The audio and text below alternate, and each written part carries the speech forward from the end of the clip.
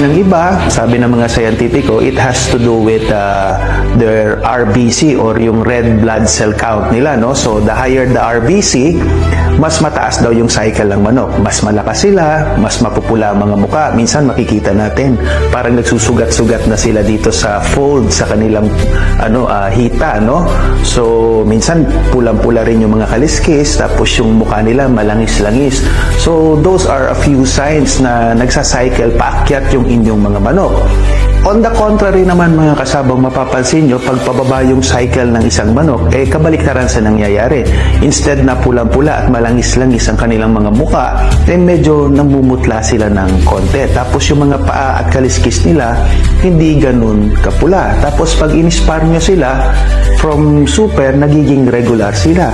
Kaya sa mga gustong maglibang, ayan, nasa comment section lamang ang link. Mga boss, amo.